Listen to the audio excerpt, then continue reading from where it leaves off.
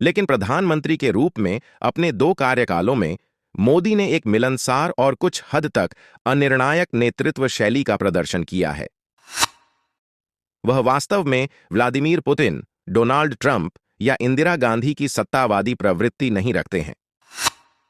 वास्तव में अपनी पार्टी के निर्विवाद नेता होने और लगातार 2 बार लोकसभा में जीत हासिल करने के बावजूद कई मौकों पर प्रधानमंत्री ने उदासीन रवैया अपनाया है या समझौता कर लिया है। वह कभी भी दबाव डालने वालों में से नहीं रहे हैं, प्रतिरोध के बावजूद हमेशा अपने निर्णयों पर पुनर्विचार करना बंद कर देते हैं। इसे शासन कला कहें या भारत जैसे विविधतापूर्ण और जटिल देश पर शासन करने की मजबूरी। मैं उनमें से कुछ उदाहरणों को यहां सूचीबद्ध करूंगा। कॉलेजियम प्रणाली में कोई सुधार नहीं। नरेंद्र मोदी ने पहली बार प्रधानमंत्री बनने के तुरंत बाद न्यायपालिका में एक महत्वपूर्ण सुधार किया। राष्ट्रीय न्यायिक नियुक्ति आयोग विधेयक 2014, जिसका उद्देश्य भारत की न्यायिक नियुक्ति प्रक्रिया में सुधार और कॉलेजियम प्रणाली को संशोधित करना है, 11 अगस्त 2014 को लोकसभा में पेश किया गया था और बाद में संसद के दोनों सदनों द्वारा पारित किया गया था। 20 से अधिक राज्य विधानमंडलों द्वारा समर्थित इसका उद्देश्य सर्वोच्च न्यायालय और उच्च न्यायालयों में न्यायाधीशों की नियुक्ति को व्यापक बनाना, न्यायपालिका, कार्यपालिका और प्रतिष्ठित व्यक्तियों की भागीदारी को सक्षम करना और अधिक पारदर्शिता, जवाबदेही और निष्पक्षता सुनिश्चित करना था। सर्वोच्च न्यायालय और उच्च न्यायालयों में न्यायाधीशों की नियुक्ति।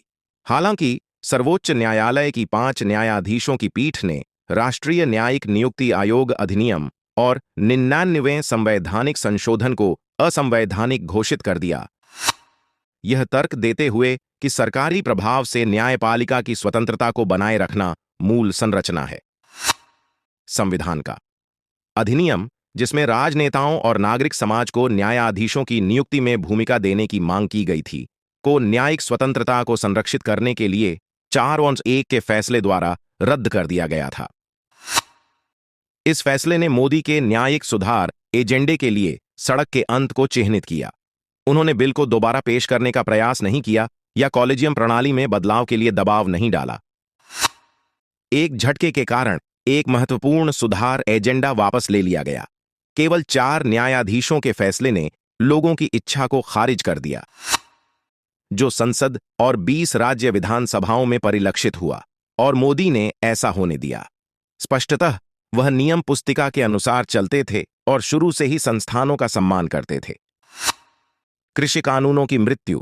2020 में मोदी सरकार ने 3 कृषि कानूनों के साथ कृषि क्षेत्र में सुधार करने की कोशिश की, अर्थात किसान उत्पादन व्यापार और वाणिज्य संवर्धन और सुविधा अधिनियम, किसान सशक्तिकरण और संरक्षण मूल्य आश्वासन समझौता और कृषि सेवा अधिनियम और आवश्यक वस्तु संशोधन अधिनियम।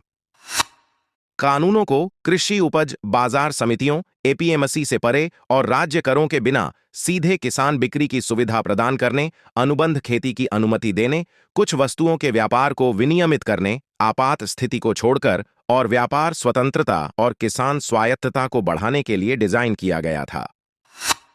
हालांकि किसानों ने यह कहते हुए विरोध किया कि नए कानूनों का उद्देश्य एपीएमसी के बाहर व्यापार को सुविधाजनक बनाना है, जो मंडियों में सरकारी खरीद को कम कर देगा, न्यूनतम समर्थन मूल्य एमएसपी प्रणाली को अप्रासंगिक बना देगा और उनकी सुनिश्चित आय को अस्थिर कर देगा। भूमिहीन किसान मुख्य रूप से पंजाब, हरियाणा और पश्चिमी उत्तर प्रदेश में नई दिल्ली की ओर जाने वाली मुख्य सड़कों को अवरुद्ध करके विरोध प्रदर्शन किया गया। सरकार ने जल्द ही उन कानूनों के कार्यान्वयन को रोक दिया जो भारतीय कृषि को आधुनिक बना सकते थे।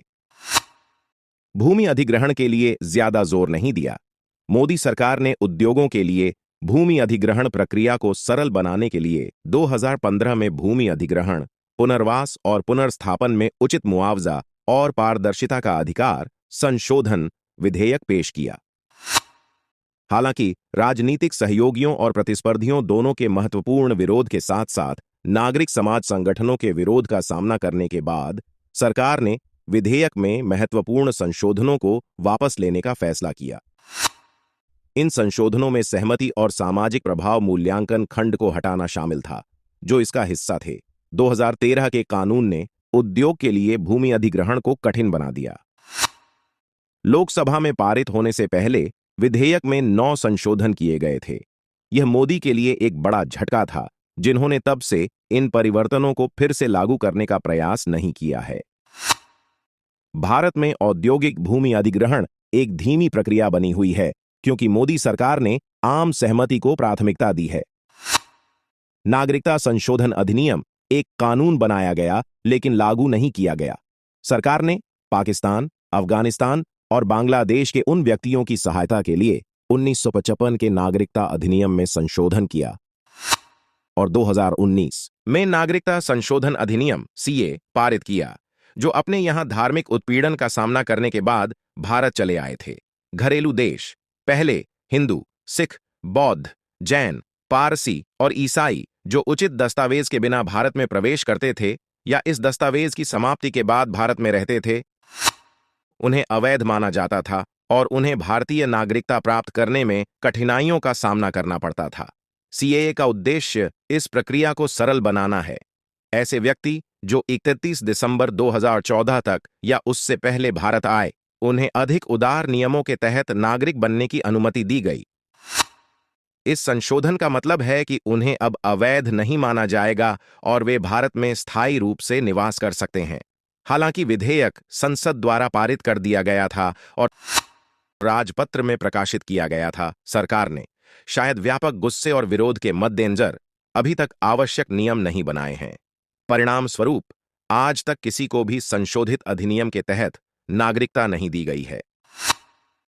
समान नागरिक संहिता भाजपा के घोषणा पत्र में लंबे समय से शामिल होने के बावजूद मोदी सरकार ने कभी भी समान नागरिक संहिता को आगे बढ़ाने का प्रयास नहीं किया है।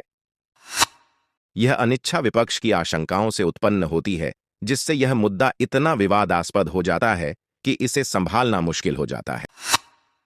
हालांकि उत्तराखंड सरकार ने हाल ही में यूसीसी को लागू करने के लिए एक विधेयक पारित किया है, जिसमें सुझाव दिया गया है कि केंद्र सरकार राष्ट्रव्यापी कानून लाने से पहले जनता की भावना और संभावित प्रतिरोध का आकलन कर सकती है। एक लोकतांत्रिक दृष्टिकोण है ना। रोहिणी आयोग संभालने के लिए बहुत गर्म।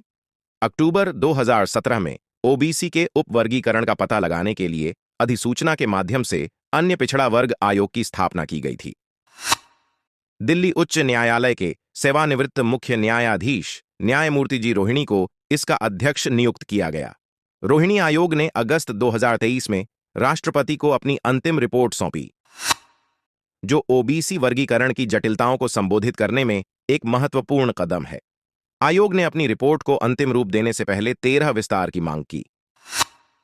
आयोग की धीमी प्रगति और उसकी रिपोर्ट पर सरकार की निष्क्रियता से संकेत मिलता है कि ओबीसी को उप श्रेणियों में बांटना मोदी सरकार के लिए एक जटिल काम साबित हो रहा है। यह झिझक निर्णायक नेतृत्व पर सवाल उठाती है। महिला आरक्षण एक स्थगित परियोजना। इस अधिनियम का उद्देश्य महिलाओं के लिए लोकसभा और राज्य विधानसभाओं में 1/3 सीटें आरक्षित करना है। हालांकि इसका कार्यान्वयन अगली जनगणना और उसके बाद सीट आवंटन के लिए परिसीमन पर निर्भर है, जिससे इसकी प्रभावशीलता कम से कम 2019 के लोकसभा चुनावों तक स्थगित हो जाएगी। सरकार इस मुद्दे की विवादास्पद प्रकृति को पहचानती है और समझती है कि सर्वसम्मति बनाने की प्रक्रिया विधायी निकाय के माध्यम से विधेयक के पारित होने के बाद भी जारी रहनी चाहिए। राम मंदिर निर्माण। हाल ही में अयोध्या में राम मंदिर के निर्माण पर मोदी की मुहर नहीं है। सरकार ने निर्माण कार्य आगे बढ़ाने से पहले सुप्रीम कोर्ट के आदेश का इंतजार किया। यह मथुरा और वाराणसी में मंदिर बनाने के लिए संबंधित अदालती आदेशों का भी इंतजार कर रहा है। यह दृष्टिकोण अटल बिहारी वाजपेयी, लाल कृष्ण आडवाणी और मुरली मनोहर जोशी के भाजपा युग से प्रस्थान का प्रतीक है, जिसके दौरान पार्टी के शीर्ष नेताओं की उपस्थिति में बाबरी मस्जिद को ध्वस्त कर दिया गया था। मोदी के नेतृत्व में भाजपा कहीं अधिक कानून का पालन करने वाली है।